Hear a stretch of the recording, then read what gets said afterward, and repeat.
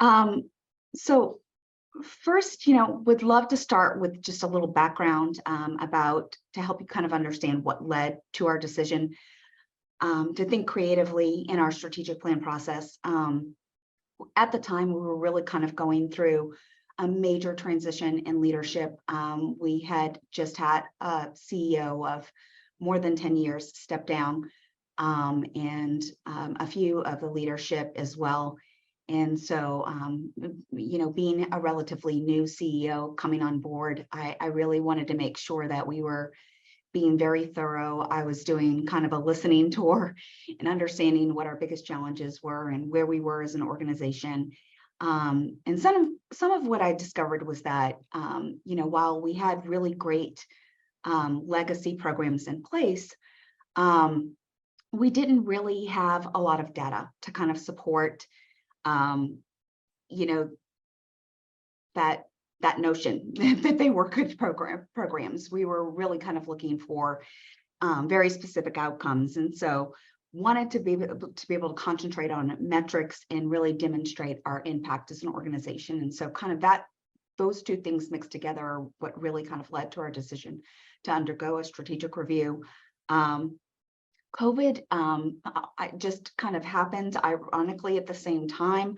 So I would say, our plans were to have something in place by 2021. So we started the process in 2020, really right as the pandemic, really kind of the onset of the pandemic.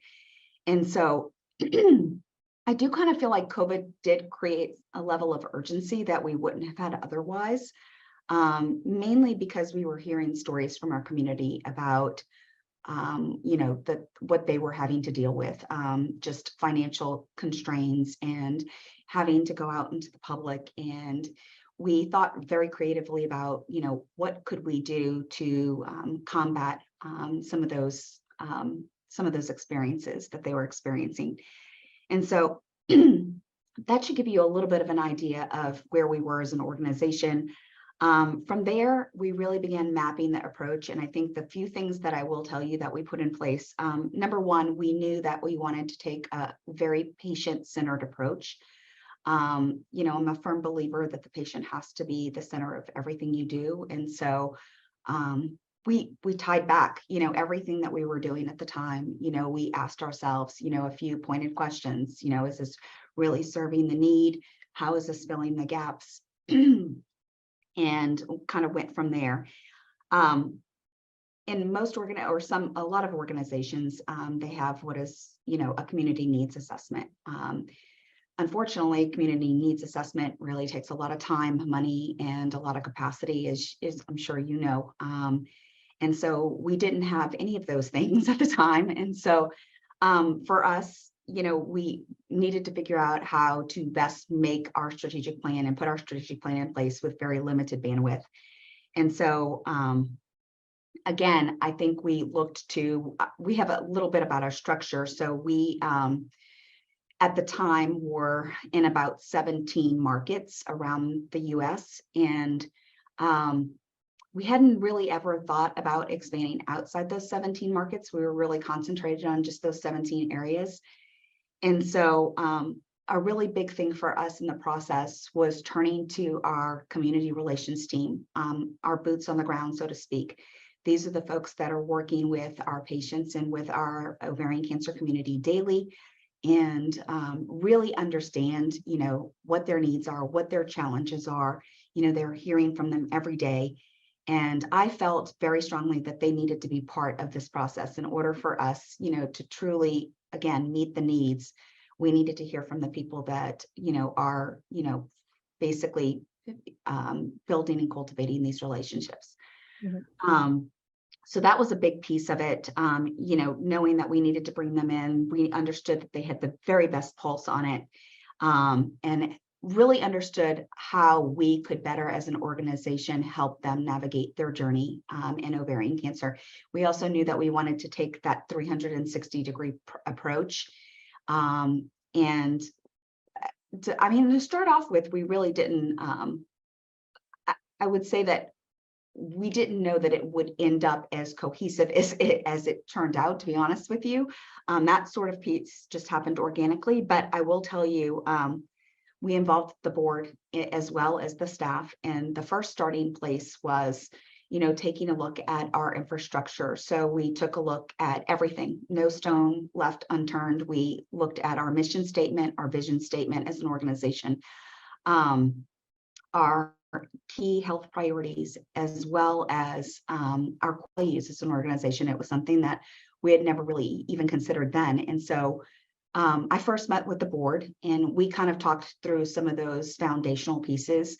We looked at our mission and we kind of determined that the time that we felt like our mission statement wasn't truly as comprehensive as we would like. The one thing that we added to it was regarding support of caregivers. So that kept coming up over and over again, mainly because we feel like, when you're newly diagnosed, it's overwhelming. And often that caregiver role is so important in ensuring that they're getting the care that they need. And so we felt very necessary. We needed to kind of make a shift and start talking about them holistically, that it was the survivor, the caregiver, and the family unit. And so we did make that shift to our mission. Our vision statement was very long, very cumbersome. We felt like it needed to represent what we were trying to achieve, our state of utopia, so to speak. And so going through that exercise, we landed with, our vision statement is very simple, concise, and it is a world where no woman loses her life to ovarian cancer. And so with the massaging of those two things, then we started looking at our core values and, what we really wanted to voice as an organization and who we were. And so that factored in too. And so once we had that lay of the land, I took all of that foundational work back to our staff members, particularly in the local markets, and said, okay, this is, who we are and how we're operating as an organization. Let's talk health priorities. And so they were a really big help in talking through some of those key health priorities. I actually have an advanced slide, so I apologize for that. But obviously our vision here, our mission statement is to save lives through the prevention and cure of ovarian cancer and improve the quality of life for survivors and their caregivers. And then our key health priorities. So this is kind of where we landed. And ironically, the first area, we had 4 pillars that we pretty much always, stuck with the four pillars. But ironically, we felt like our 5 key health priorities, when we finally did get them settled and netted out, really did fit into those 4 pillars very nicely. So the first here is early awareness and education. Obviously, it's imperative. Without an early detection test, it's imperative that those signs and symptoms are recognized. So we wanted to make sure that that was a very big piece of any work that we were doing. Patient navigation was another big piece. How can we, again, offer that 360-degree approach to any person, any newly diagnosed patient, and ensuring that they were truly getting the best care. And, feeling like at every stage, we could be there to support them at every stage along the way. Health equity, obviously, was very poignant at the time. Didn't even really realize it at the time because, again, this was really early 2020, before we started having bigger conversations about health equity. But we knew even then that we wanted to be an organization that could serve and support anyone, anywhere, regardless of where they lived, regardless of their background. And so that was another big piece that we added to our priorities. Research, really understanding ovarian cancer and knowing that, recurrence is a battle that they have to deal with, every day. And so what could we do to invest in research that is actually looking at therapies that can destroy cancer cells initially upon treatment. And so That was another really big piece in ensuring that our research was really aligned with, all the work and everything that we were doing as well.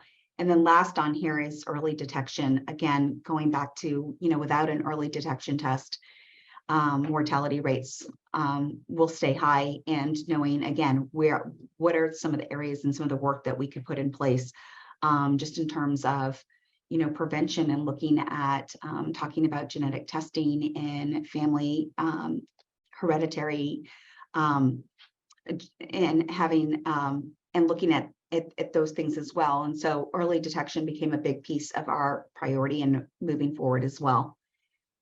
I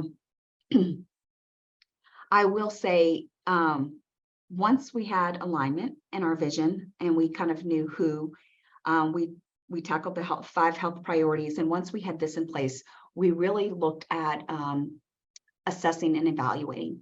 So I think one of the major wins for us in this whole entire process was hiring and investing in a staff person that was dedicated and specialized in assessment and evaluation, program assessment and evaluation. So we did an audit of all of our programming from A to Z, left no stone unturned again, and really wanted to understand how our programs were performing and were they truly meeting the needs of our community. And then determining also the other big piece of the puzzle was determining where those gaps were, in order to have that 360-degree approach and really kind of look through, it with a different sort of lens and really understanding a different perspective. We wanted to make sure that, again, that we were, again, filling those gaps throughout, everything that we were doing. And then I think after the filling of the gaps, things started to just kind of happen organically. So in terms of, engaging with our board and staff, I think, I did a lot of listening, in one-on-one environments. I really wanted to understand at every position what some of the challenges were, what they were having to deal with, why they couldn't necessarily meet the needs of the community, where did they feel like were the biggest gaps. And I will say that I'm very fortunate in that a lot of staff and a lot of our board members and leadership here do have a very personal connection to ovarian cancer. So they did draw on their own personal experiences, I think, which was very helpful in the process. And that kind of reassured me, knowing that we were going in the right direction, because again, I have, just the most passionate folks that work here. And again, they want to ensure, that no one else is having to deal with what their loved one had to deal with. And so that really kind of helped us as well. That fresh perspective and set of eyes. And I think, that those one-on-one touch points also really helped to deliver and build trust between myself as a new CEO and each staff member. And so meeting with them in that one-on-one setting, I think, helped them kind of just understand exactly what I was trying to achieve, and that I wasn't going to come in here as a new CEO and, start firing people and laying people off. It was part of a strategic plan. It was part of a process, and that we were all going to do this together and have a hand in it. I also will say that another really big win for us that I think is really important is that I allowed them to dream a little. I wanted them to come to me with their wish list. I wanted them to talk about, if in a perfect world, what would they want to offer a patient, and what would they feel proud as an employee of NOCC to be able to say that they offer and provide. And so we threw out some outlandish things. I was said, let's just figure out the execution, later, but throw everything out there and dream a little bit. And so I think they really liked that process. And I think it also stimulated a lot of creativity, in those conversations that we were having. And the same thing with the board. We met separately after the board with our medical and scientific advisory board. And so we also, they were a big piece of helping us kind of understand from a medical perspective, the medical community's perspective, and what some of the biggest challenges were there. And so presenting kind of, this is where we landed as an organization. We would like to ask you to help us refine so that it's fitting not only for the patient, but also makes sense from a medical community standpoint. So it really did feel like it was the very best approach for everyone involved. So I do think that whole entire process was actually a lot of fun. I think some of the surprises that came out of it were a lot of alignment. I don't think I was anticipating that. And I think COVID had something to do with this as well. I will say, you know, when at the onset of the pandemic, we were hearing horror stories, you know, from patients in our community, some of our most loyal supporters about what they were having to deal with. And because we were always a very event heavy or event focused organization. And because we had to put those events on hold during COVID, it really allowed us to really hone in on this strategic review process and work together in alignment as one team. I think one of the biggest challenges that I saw coming into it was seeing somewhat of a siloed approach. So we have our national team here that works to support our folks in the field, and they work to support our patients, right? But I felt like coming into the organization that these two groups that should have been working cohesively with unity were working very siloed. And so bringing those two teams together under this process, I think, was absolutely critical to the success of our review process. And I'm very happy to say that it did work out. But I think a lot of that maybe gave us a hand. What gave us a hand, I think, was COVID, honestly, because again, they weren't having to work on their separate events. We were all working on this together as an organization and really kind of determining, okay, how does COVID change that? You know, and the fact of the matter is that even with COVID or without COVID, we're still having to reach a broader audience that is difficult to reach with an in-person event, right? And so what COVID, I think, taught us very unexpectedly was that we can serve a patient anywhere, regardless of where they live.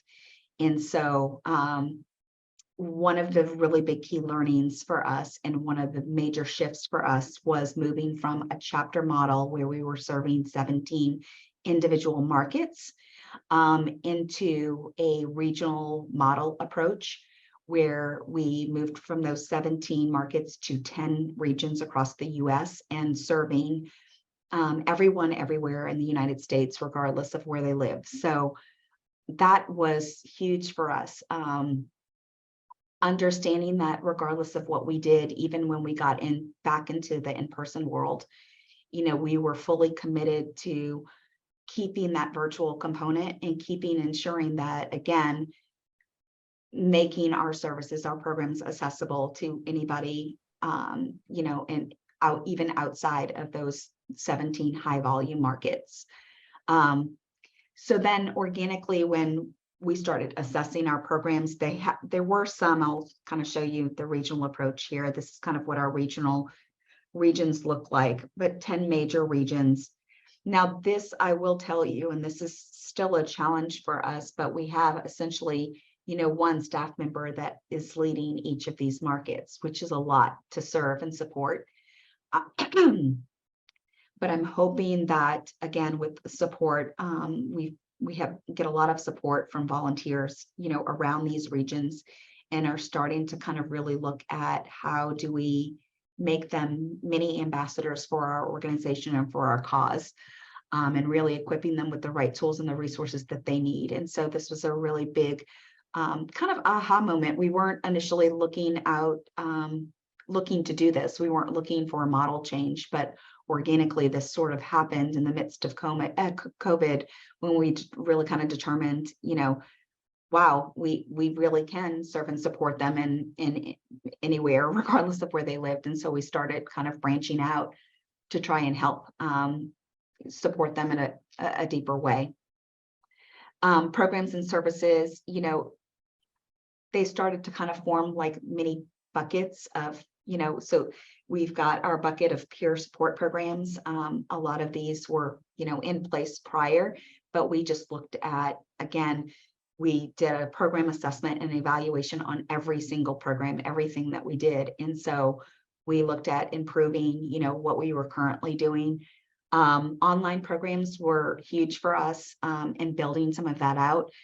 Some of the things that we were doing in person, we shifted and did obviously a virtual setting, and ensuring, how can we take that virtual setting and ensure that it feels that there's a really strong, connection there. It's really hard to connect with people in that virtual setting on Zoom, in a world of Zoom. And so that was, something else. We had to really kind of look to technology to really help us do that. And so a big piece of our strategic plan is obviously, looking at all the technology that we use to help us advance and help us support our community. Direct support services were huge. This by far was the biggest opportunity for growth for us. We had very, very little in this area, going into the strategic plan.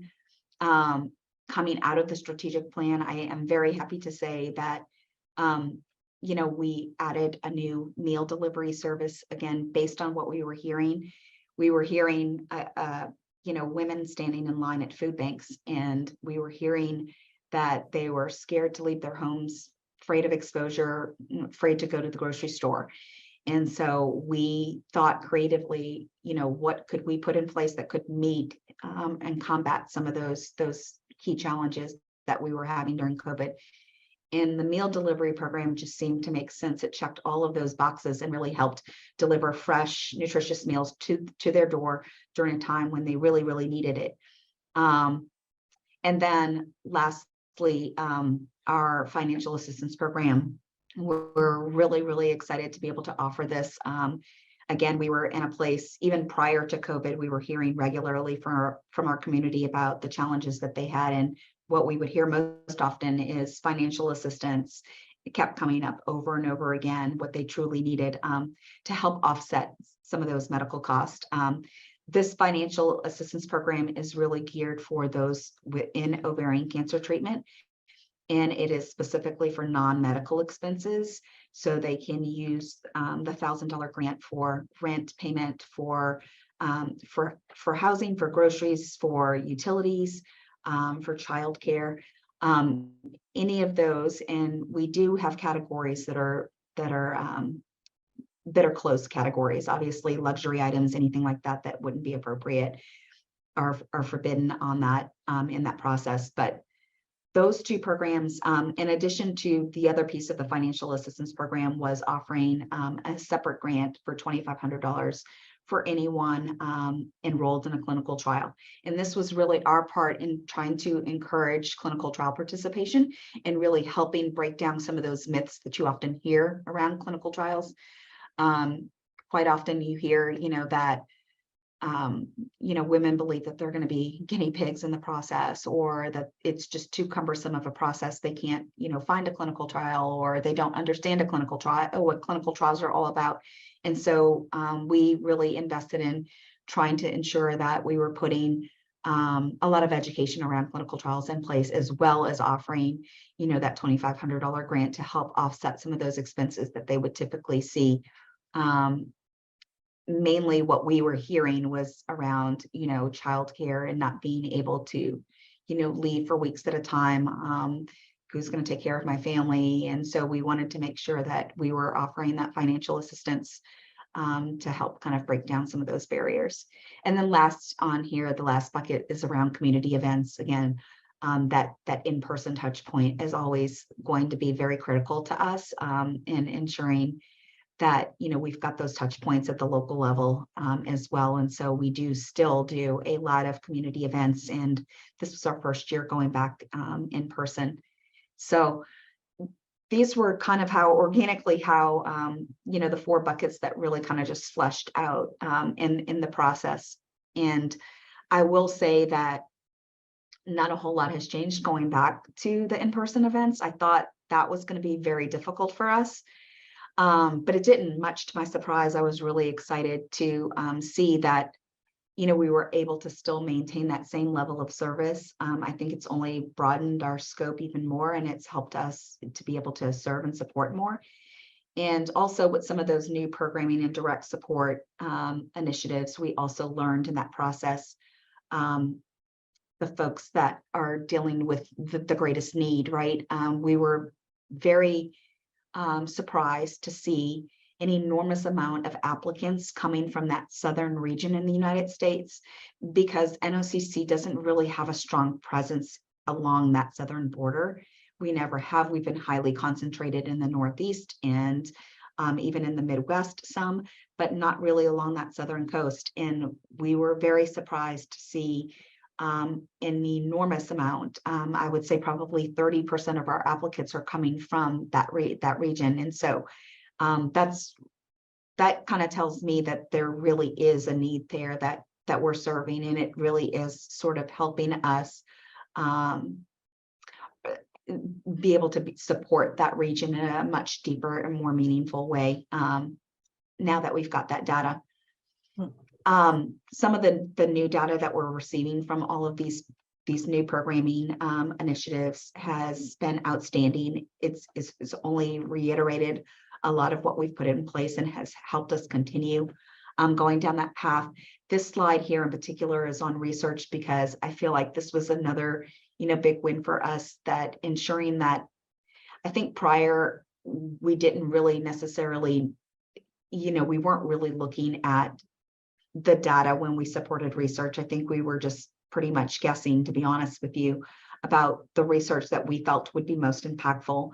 But when we fleshed out the strategic plan, we realized that whatever we invested in research really needed to kind of align with that strategic plan as well. And so ensuring, that we were kind of meeting the needs all around, we really doubled down and wanted to make sure that we were investing in quality of care, and we were investing in, which ironically, this is so perfect, but one of the Young Investigator Awards that we granted to her work was grounded in financial toxicity, which aligned perfectly with where we were with our financial assistance program.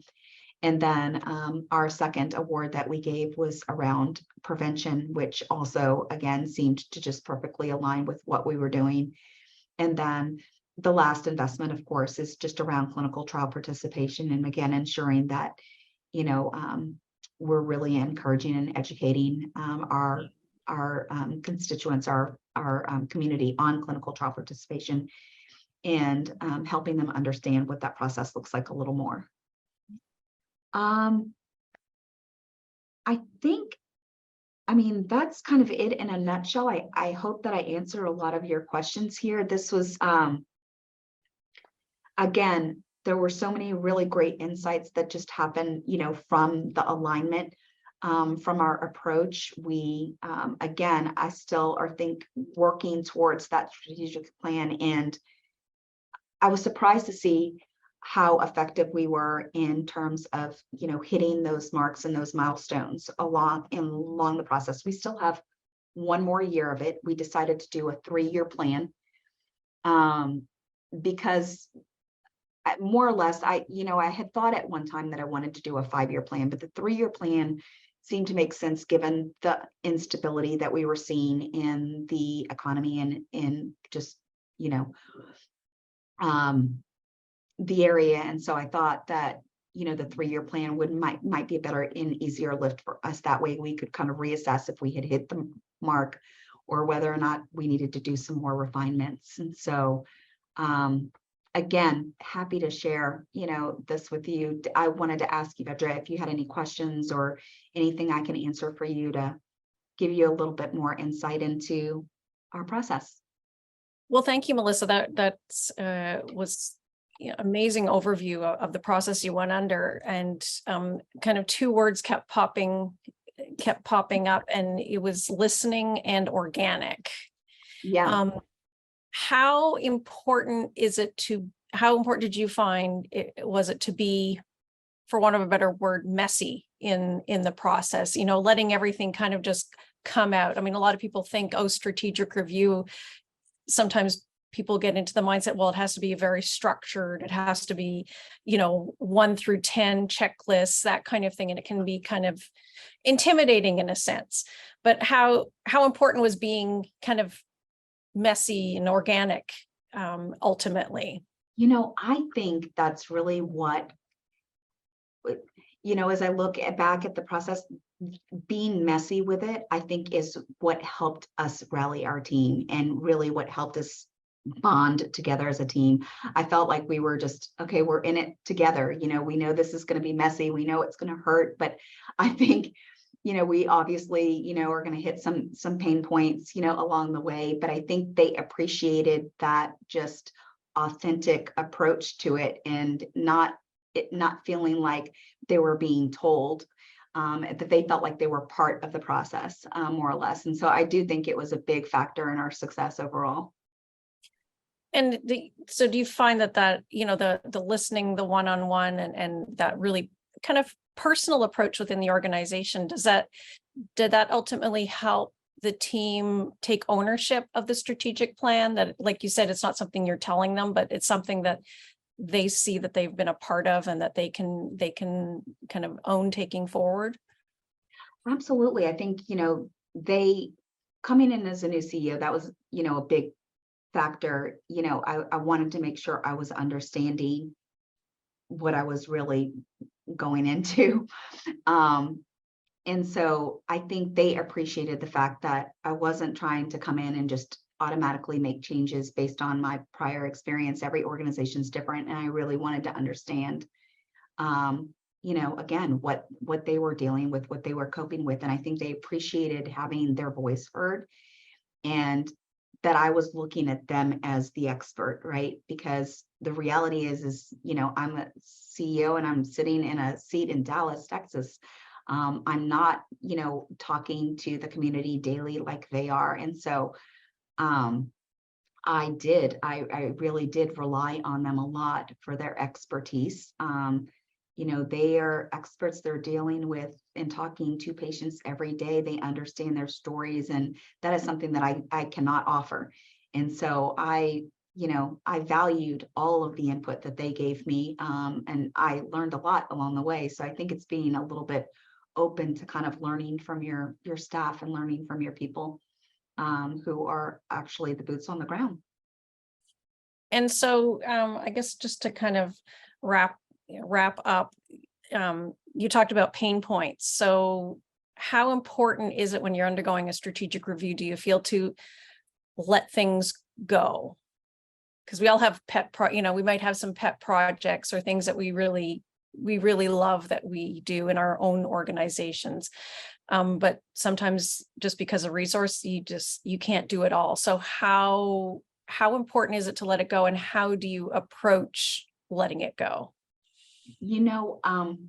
Ironically, that is one of our biggest pain points right now. It's just understanding our capacity as an organization. We still have so much that we want to do and we want to achieve. And so I think, like, I always take I think recognition is really big in that, because it helps them feel like they're still accomplishing things, and they don't feel like they have to keep, delivering and keep, we don't have to keep developing new programs, every few months, like that's not achievable.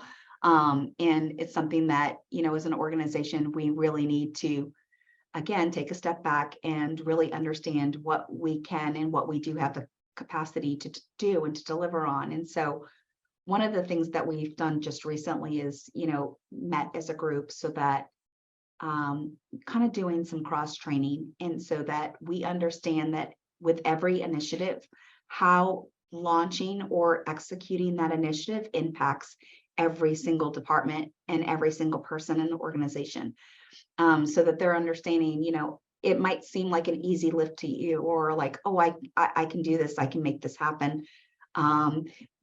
But they're not really factoring in how that impacts, our marketing department, how it impacts our operations department, how it impacts each of our individual departments and the workload that they're taking on. And so it's been kind of a learning process, for all of us to kind of understand our roles and at a deeper level, and understanding, what we need to have in place in order to do any specific initiative we do. Like right now, for instance, we're working on, we have a national conference coming up in May, and again, we're throwing out some really great ideas, but we always stop and go, okay, who actually is this going to impact, and how much work is it going to put on everybody's plate? And so that's still always going to be hard for us, again, because we're really passionate about it. And we would, a perfect world, you want to see your strategic plan come to fruition, within the first year. And so it's hard to kind of take a step back and go, we've got some time. Let's slow down a little bit and be a little bit more methodical in our approach and ensure that we've got this before we take on too much.